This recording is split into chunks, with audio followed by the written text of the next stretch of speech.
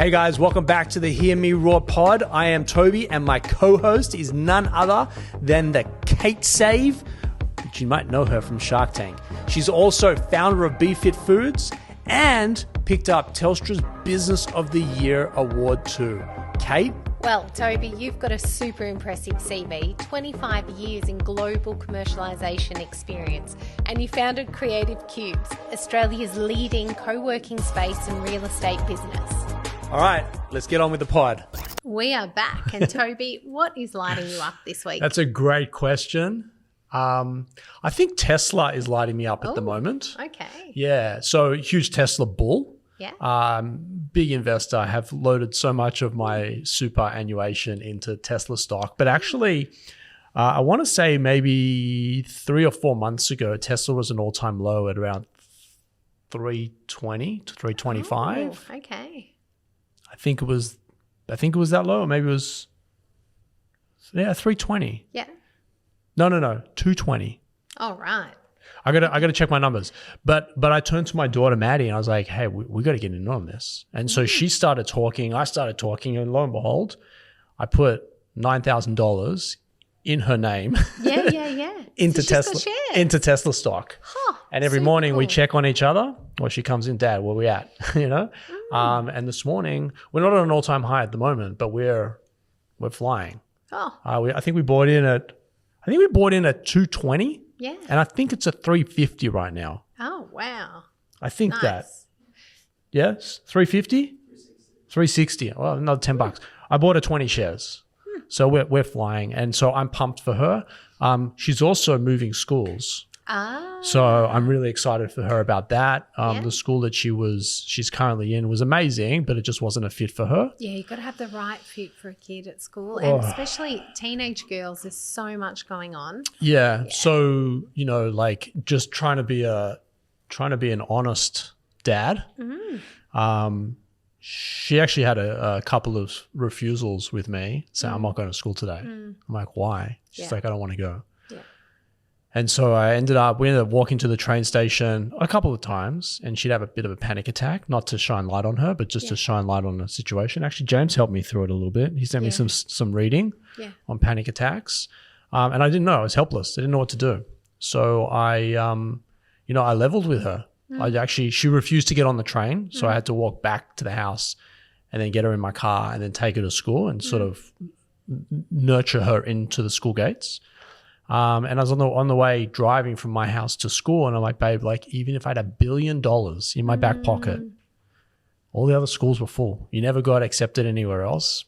We're stuck here for 6 years. Yeah. We have to find the jelly beans amongst the onions. Yeah. We just have to find it. Got her into school, driving home. I'm like, you know what, Tobi?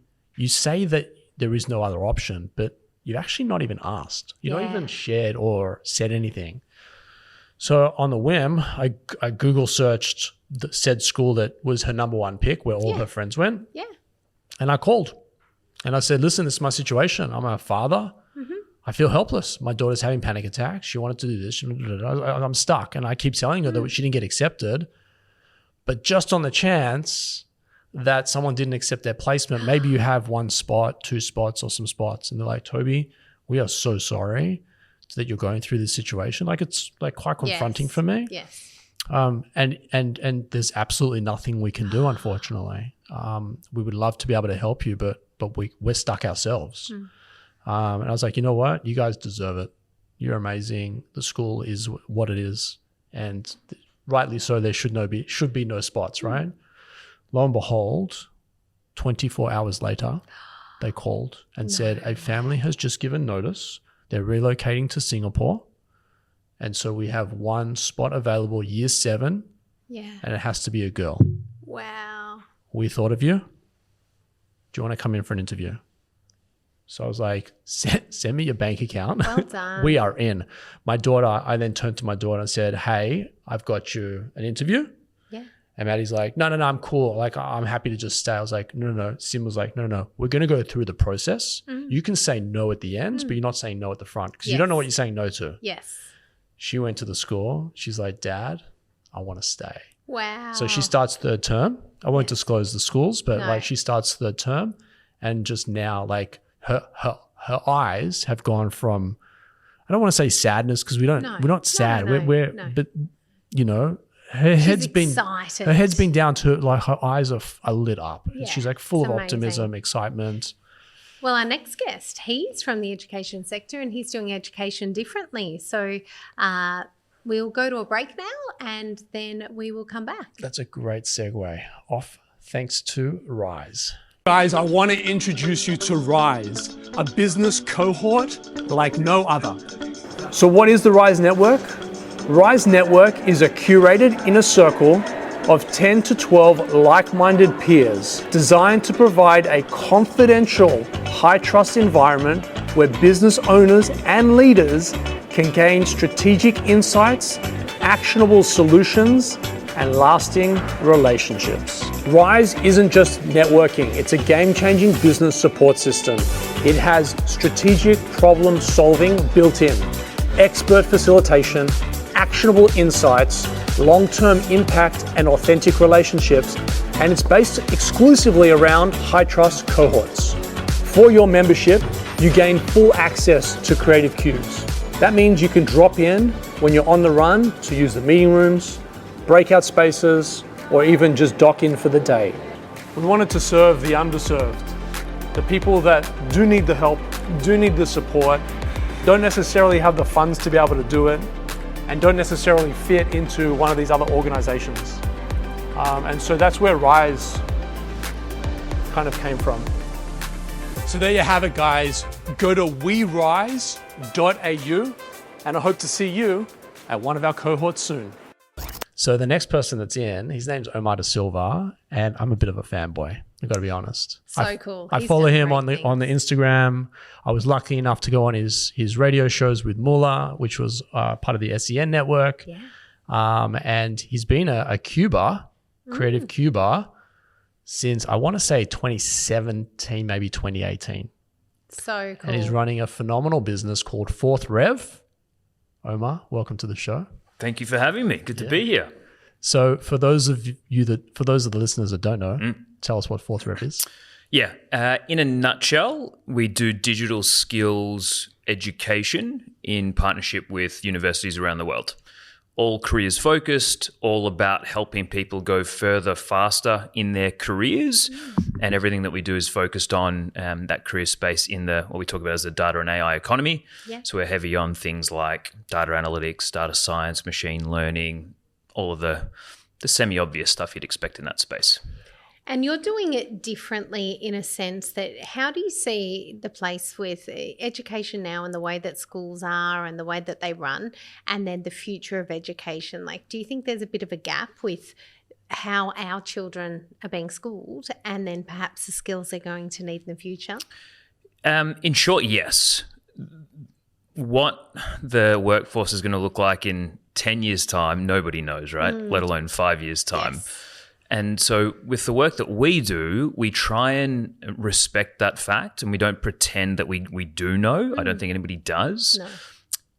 And that's where the university quality education and academic style education is so important because it builds for you those underpinning transferable knowledge sets and capabilities that, learning how to learn, learning how to think, learning how to problem solve. Those are all still really important. But what we try to do on top of that is give you those practical skills and that hands-on experience, which is allow you to make impact in the immediate term and in the short term. So really the people that we serve in FourthRev, they're typically 27 to 35 and they're wanting to make that advancement in their career and they're looking to get that head start or that unfair advantage, if you like, by building those practical skills. But where we do differentiate against the competition is by making sure that we don't forget all of the good stuff that does come with traditional university education, and we try and wrap those things together. So you're working now with London School of Economics. Yeah, and Melbourne. Melbourne, we were, not so much anymore, but our partners include Cambridge University, London School of Economics, King's College London. Those are some of the big global brands. We have worked with Melbourne, RMIT, Swinburne, University of Canberra, University of California, one of their schools over in the US, and a bunch of others. And so the business we started out of Creative Cubes in Hawthorne in 2018 was sort of the first thoughts that went up on the whiteboards there. But when we started the business, it was always going to be about going global from the outset. We wanted to do it online. We wanted to serve the largest possible audience. And my co-founder is a British guy. He was in Australia at the time. He was always going to go back to the UK. And so, yeah, we've looked outward pretty quickly, and we've been really lucky in securing those amazing partners that really have allowed us to cut through in the market where trying to go it ourselves just wouldn't have been feasible. So you've had to raise capital to do this? We have. How was that experience? Look, how was that experience? It's easy when you got a great product. Is it easy? It's easier. It's easier. Look, I really enjoyed it. And I have to give my co-founder a bunch of credit because one of the things that he is just phenomenally good at is phenomenally good at many things, but one of those things is building slide decks. And honestly, like building a slide deck and getting a narrative right and bringing a narrative to life through a slide deck is so important, not so much for the slides themselves, but for the storytelling. Yeah, exactly. The way in which it prepares you to tell your story in a compelling way, to tell the investors what they need to hear to eventually get the deal done. And so we did a pre-seed, a seed, a Series A, and a Series A extension, if you like. Depending on who you talk to, that they might have a different label for that fourth round. Each time has been a similar process where it's a game of, it's not as simple as, in my experience anyway, quantity or quality. It's about the right blend, speaking with as many of the right people as you possibly can. And I've always really enjoyed it. Investors they have a job to do. They're always polite. They're always courteous. They're always willing to tell you stuff that you maybe don't need or want to hear, but all of that is useful and valuable. Yeah. And of course, they have a job to do, right? So they're not trying to waste your time or anything like that. So, yeah, I enjoyed it. And who are your investors? Are they the universities themselves or are they the customer? Good question. In some cases, the university has been our customer with one particular product set. We very much view them, and it is the reality, they are our partners more than our customers in the sense of everything that we do in lockstep with them. We are not one of those brands that is flying the flag of universities are completely irrelevant and that they need to be replaced. It's far from that, actually. We believe that universities have enormous value to provide, and that when we work together with them, we can amplify that value and we can deliver value in different ways for different audiences that would otherwise not have the chance for that value exchange to take place. So our investors at all of those stages actually have all been specialist edtech investors. Pre-seed came out of the UK, seed came out of the US, Series A came out of Europe, France. Good coverage. Actually. Yeah, it has been. And so have you been in person with them, or are you literally consuming your own product online and pitching them through? Yeah, have I met all of them face to face now? Yes, I now have met all of them face to face, but we didn't meet any of them face to face before any of those deals were done. Wow. It was all online. Yeah, wow. A bunch of it was through the pandemic. Again, out of Creative Cubes, straight out of Creative Cubes, speaking with the folks in San Fran. Straight out of Creative Cubes. What they could tell. Correct.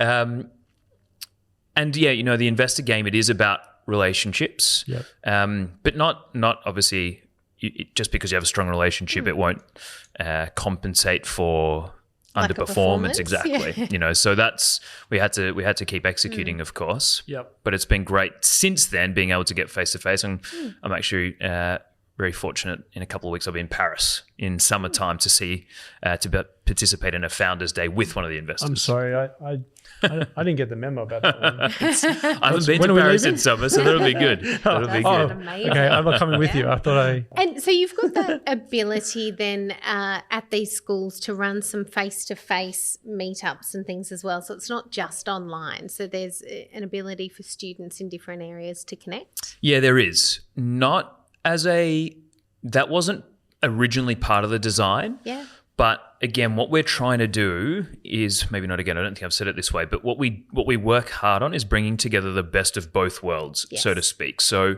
there is a big, slightly less big now, over the last few years it's been tough, but there is a big sort of boot camp market, as it's called, and boot camp in terms of these intensive skill-based non-university education programs. There's a big market there, and again, they do a bunch of great work. Hardcore tech skills, getting yourself job ready.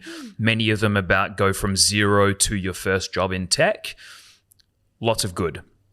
Then obviously there are the university programs that we all know, multi-year, come with qualification, certification, heaps of focus on the academic, heaps of focus on the theory, increasing focus on the practical, but perhaps not as, well, actually, definitely not as much as what the boot camps. Right. And so what we said is like, how do we bring together the best of both of those things? Nobody is going to look at a certification or a qualification from Cambridge and say, oh, that's not worth anything. People value that.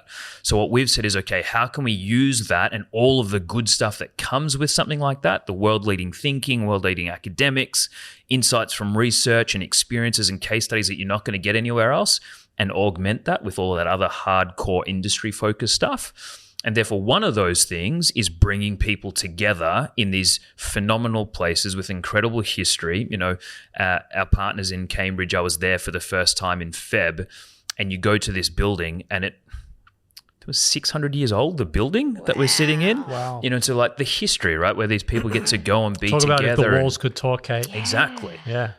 So yeah, we do now have the chance for the learners and the students to get together, to network. We've got phenomenal people. You know, we've got VPs of global banks and major tech companies. We've got literal rocket scientists coming together and meeting each other and sort of advancing their careers. And I sort of often reflect on just how nice it is to play a tiny part in helping people be successful in their lives, in the work they do. And both of you will experience that as well in your own ways. And it's like, it's selfless, but it's also selfish in that sense of you get a massive kick. And with your business, Kate, you know, you're fueling people to be their best, which then helps them live their best lives. And like, what a great thing. And Tobes, with the Cubes network, you help get people to live their best professional lives and in turn create their success. And like when you get to play a part as an enabler of people being successful. This is a huge reflection point for me, just sitting here on this pod with you. Because I remember when we first met in the Hustle boardroom in Richmond. That's it. And you were doing other things at the time. And then you reached out to me and said, hey, I'm looking for this, I'm looking for that.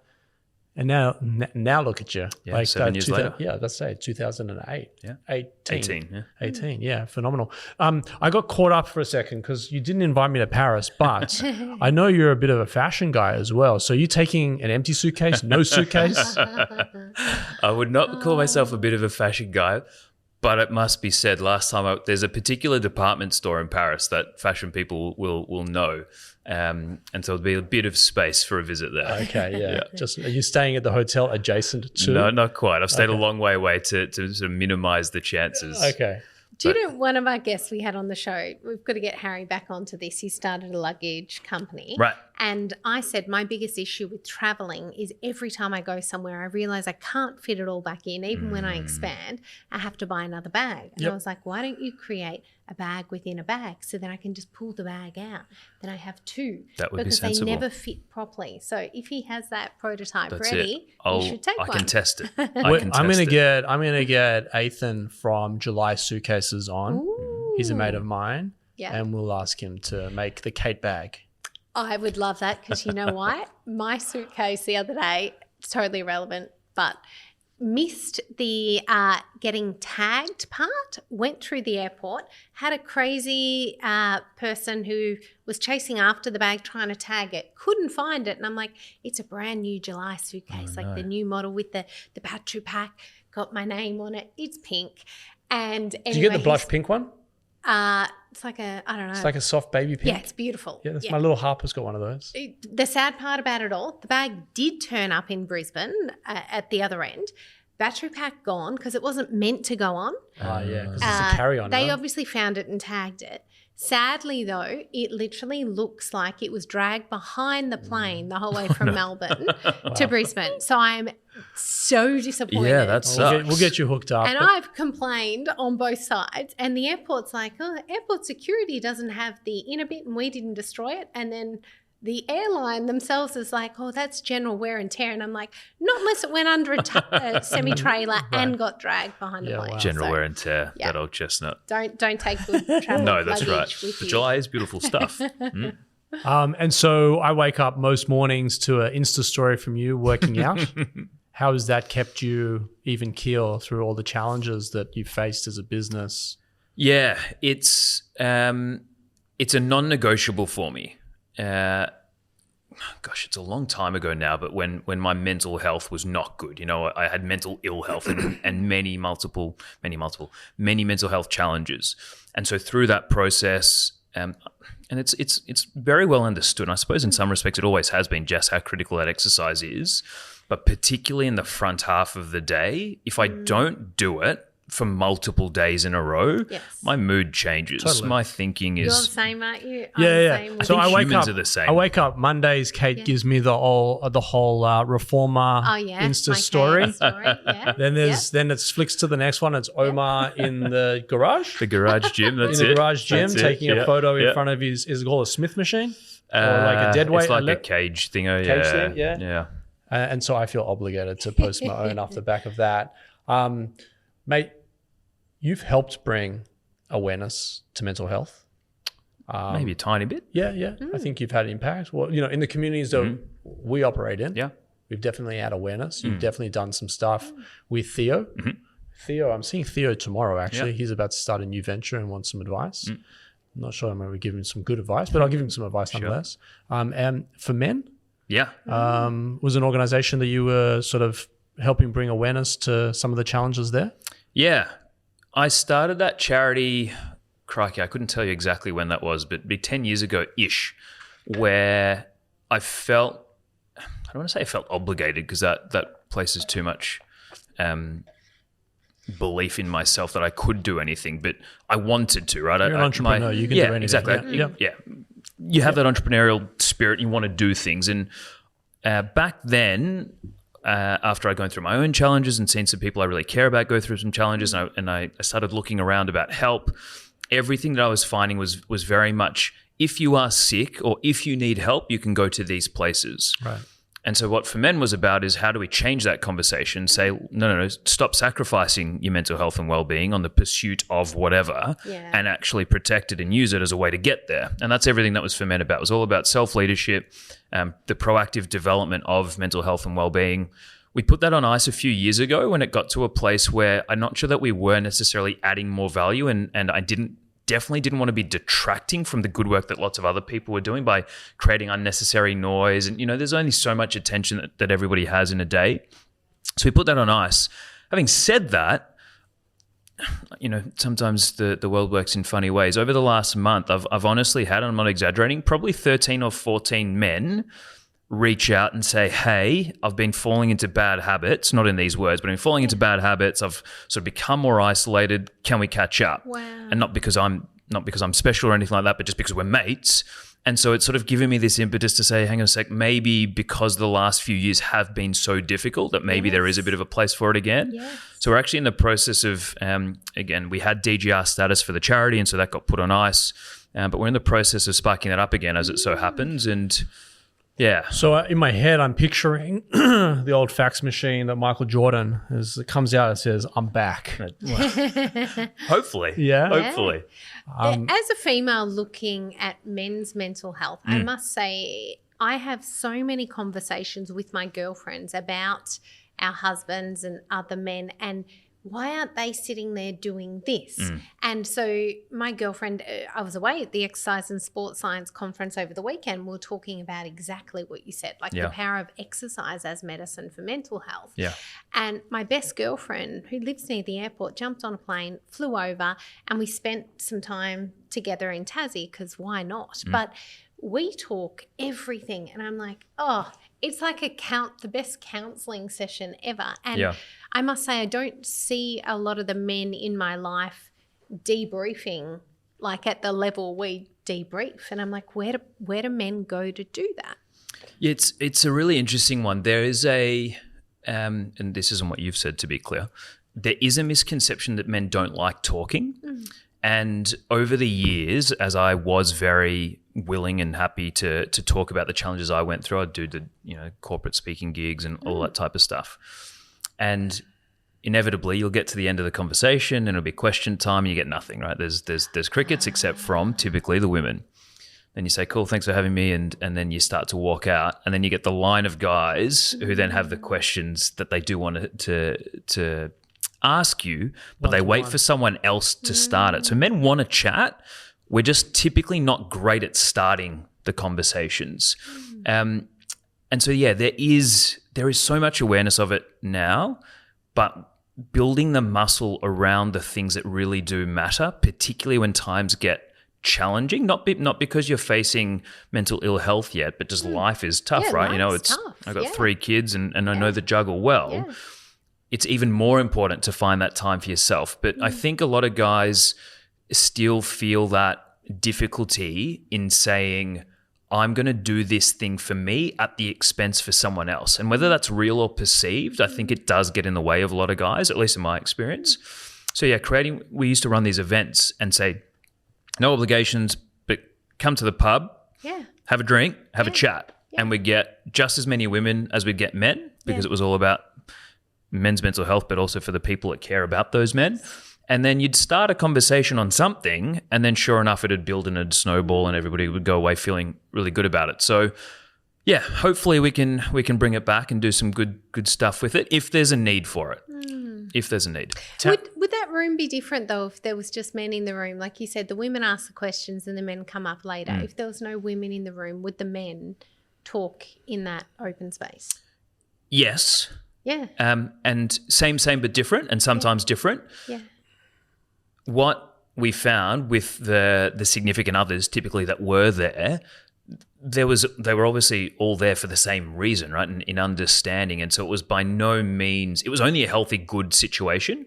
And the men in those spaces, again, you'd have the leaders that would start the conversations and then everybody else would follow. And it was great. It was really good, actually. And you could see the women sort of asking questions because they were wanting to better understand.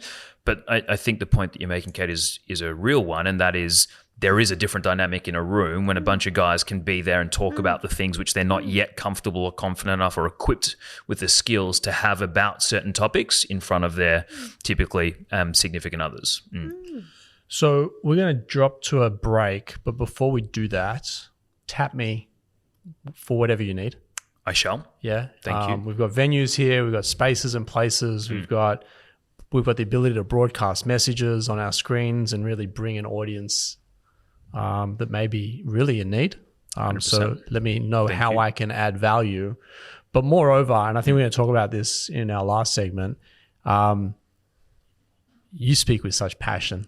And it's not by chance that you are where you are. And I hope that you recognize that, because I recognize that in you and how far you've come in a very short time. I think if you take 3 years of lockdowns out of the equation, which probably being an online business is not as catastrophic for you as those that were not.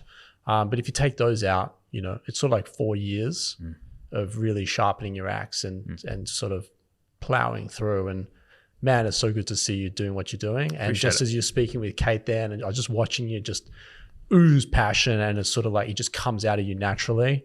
The world is a better place with you in it. And I'm glad that you're on top of everything and surfing that wave, because it's from my lens, it looks awesome. Thank you, man. So appreciate that. Guys, we're going to cut to a quick break from Luna, and Kate and I'll be back after that. weareluna.co is a great place for you and your business to start off with phenomenal accounting and legal services. So if you're a startup or a scale-up looking for legal and finance support, or alternatively looking to raise capital, weareluna.co is where you need to be starting off. So Tobi, great guest, and I love how that vulnerable sharing on the pod is just so invaluable. He's a star, and I'm so proud of him. I have nothing to do with his success, but I'm just so proud of him and how he's just applied himself. It's great to see him thriving. As he was talking, a bit of a throwback. This was supposed to be Hear Me Roar with Kate, Omar, and Tobi. So I'm finally glad that Omar showed up. Omar gave us a stat, Kate, in the pre-organizing of this Hear Me Roar podcast, that I think 90% of podcasters don't go beyond 10 episodes. Oh. I think that this is episode 20 or 21. Very Yesterday, cool. we loaded episode 16 with Vince LeBon, and we call him the shoe dog, the real shoe dog. But yeah, so he is fantastic. He lives near you. You guys should catch up and network and do some great things, because Omar is super connected, always looking out for everyone else. And it has, for me, it's just been nothing but a constant in terms of impressive since I've known him. And I love that, thinking about education differently too, because we need to open that space and be thinking about the future, and not just upskilling the kids of today, but like that age group that he's talking about, the 25 plus, that maybe didn't get that information they needed at school and now want to be in tech. So I think that's really cool. And the men's mental health stuff, post-COVID, with not just in Australia but globally, like what was going on with men's mental health, recent suicides, all those sorts of things. So I'm actually quite angry about it, to be honest. You know, some people during the darkest times here in Victoria took their lives because they weren't able to cope. They weren't able to cope with the lockdowns and their inability to provide for their families.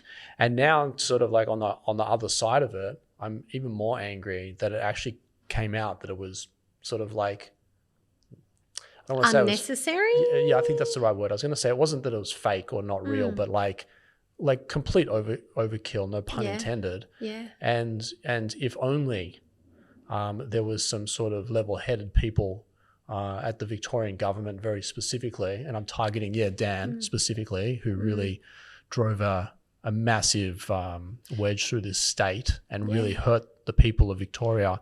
To hear what Omar's doing and has done, and his interest and his passion, like, we need more of that and less of the other. Absolutely. And it wasn't necessarily just about the financial stuff during COVID. It was what was happening to people being able to connect. And as humans, we need to connect to survive. Right? Yeah. I was also thinking as well, like the when I think about like education, what I learned at school almost has zero relevance today, except for, you know, etiquette and communication and mathematics with a dollar sign from a P&L perspective. But really, like, when you think about tech and AI and, you know, what's happening with robotics and self-driving cars and ChatGPT or Grok or all of these learning modules, right? Man, the education system has to really evolve to be able to gear the students of today into the future of tomorrow, right? Well, perhaps what it is lacking now, my kids have told me they don't do home ec and they don't do a lot of those core subjects that used to be, like, we learnt how to, I don't know, bake damper or do whatever you do in a home ec course. But more and more people are not cooking, and now we've got a whole generation of people that nobody's taught them how to cook. So when they're out there on their own, I just think food supply, health, all those sorts of things, there needs to be so much more priority in that area. And, you know, we're doing things differently, but we need bigger thinking, I guess, to do them better. Yeah, I can just imagine the value that FourthRev bring to the traditional institutions. Yeah. You know, off camera, we're talking about, like, I think Omar said, you know, making sure universities are relevant and you know, they're friends of the university and they work hand in hand with the universities.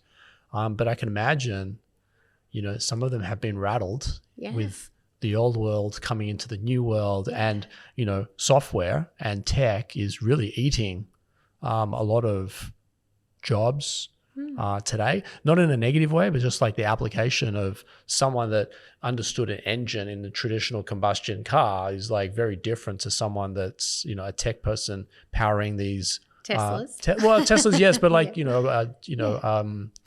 EVs, right? Yes. Very different skill set, even though the thing just rolls when you put your foot on the pedal, right?